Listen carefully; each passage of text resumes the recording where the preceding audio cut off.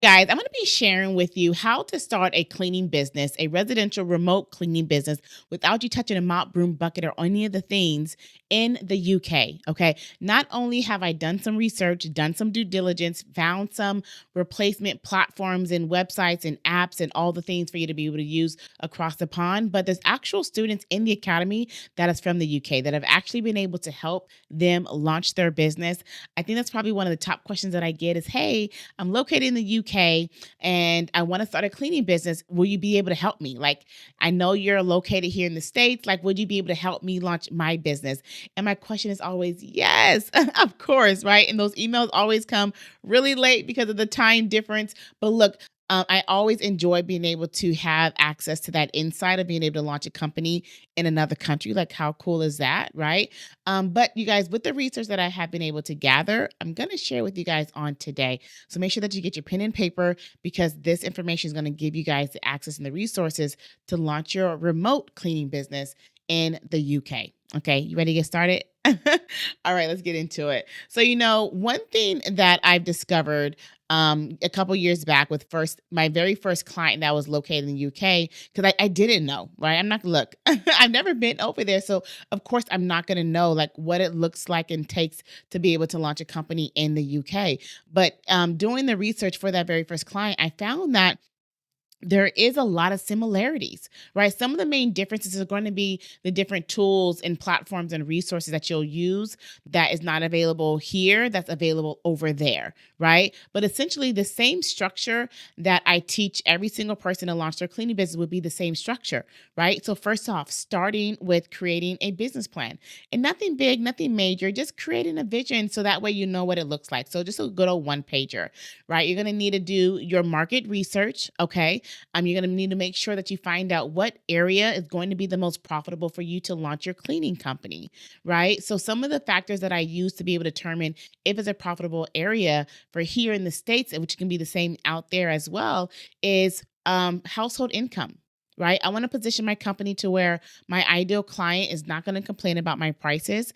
I'm not going to charge the cheapest service. We're going to provide a high level quality service that I want my ideal client to value and not always look for the best, cheapest deal. Right. So, in order to do that, I have to make sure that their household income is at a level to where they're going to be able to afford our services. And the thing about a residential cleaning service company is that we want reoccurring clients. We want reoccurring income. We want to create predictable income, right? Not only does it help us to scale, it helps us to be able to get funding to be able to scale even further, right?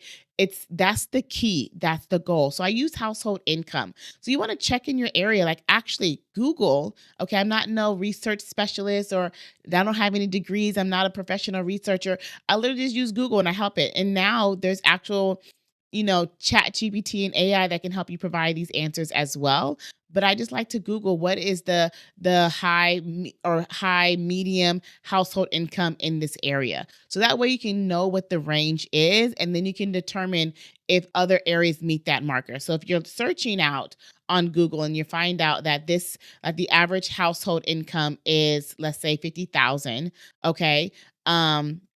If it's 50,000 and you go to one other area and you're searching and you say that the household income for this area is 20,000, that may not be the ideal market, right? You're searching this other area, say the average household income is 80,000. Like, okay, that seems like a great market to be in, right?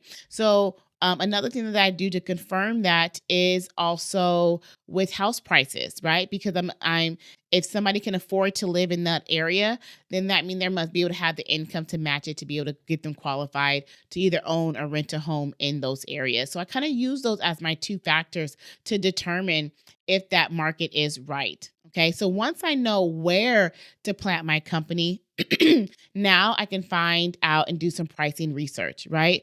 Look, you guys, I see it all the time where people are asking, hey, how much should I charge for this cleaning service? How much should I charge? I got a potential client, you guys. It's a 3-bedroom, 2-bath house, 1,500 square feet. How much should I charge on that?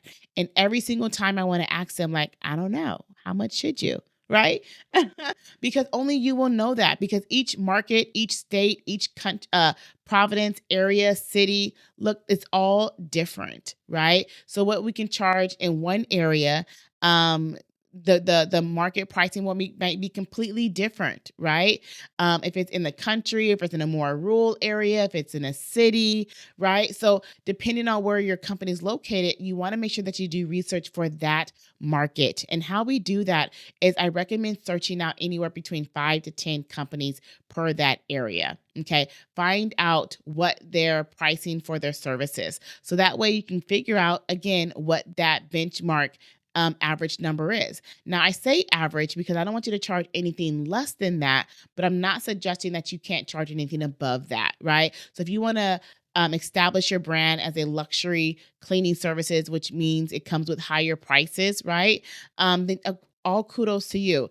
But I just recommend that you don't go anything below that average price point, that medium price point in that market. So search up 5 to 10 companies, 15 companies in your area.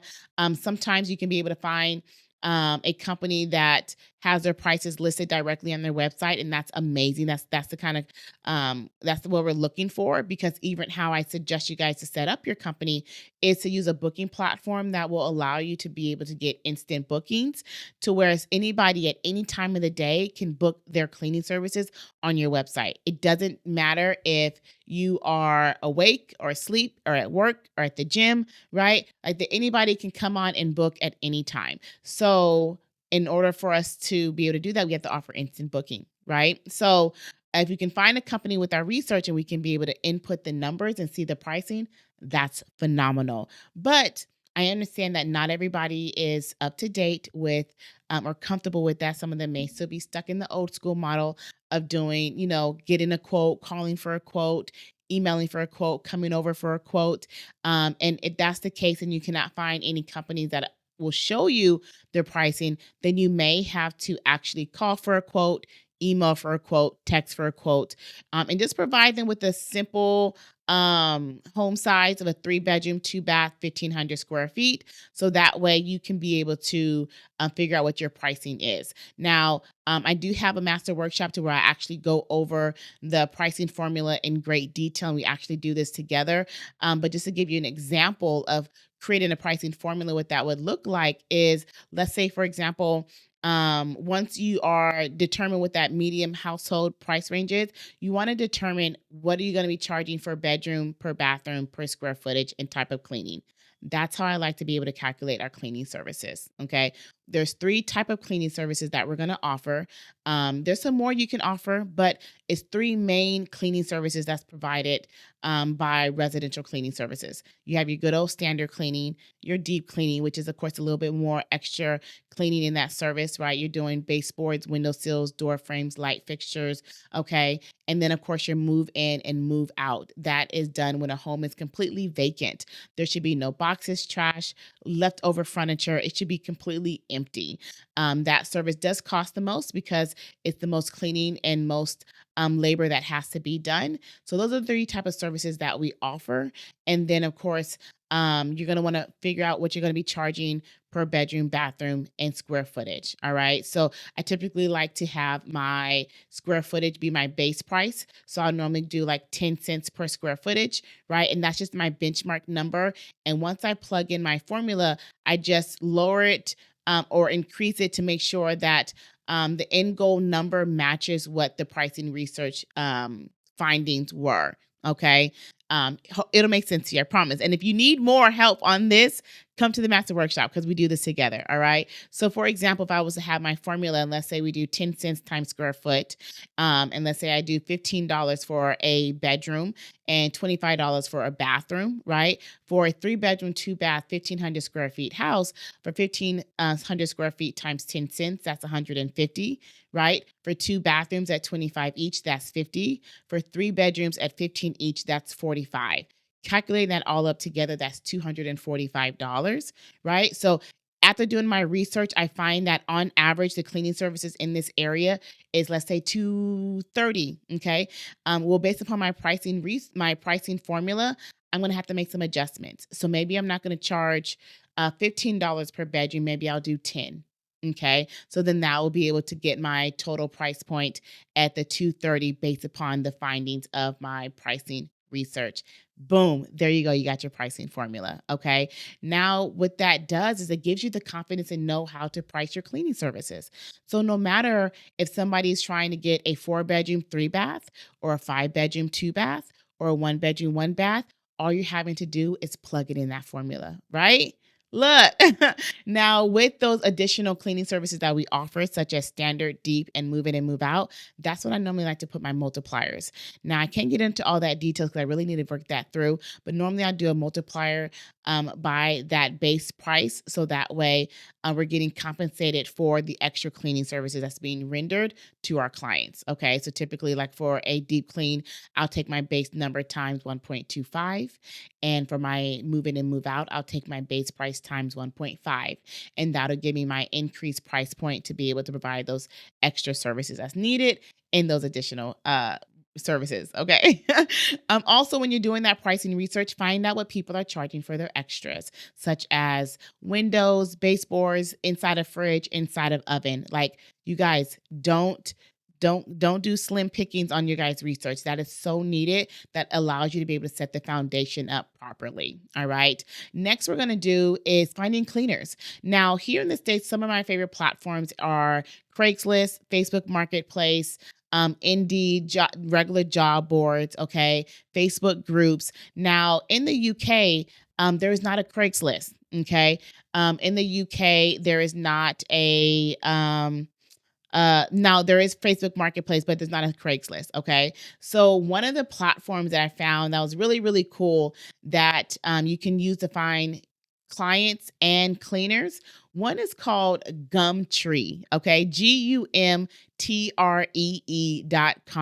That is like a, what is it like? It is like a Craigslist. It's like a marketplace to where people are advertising their services.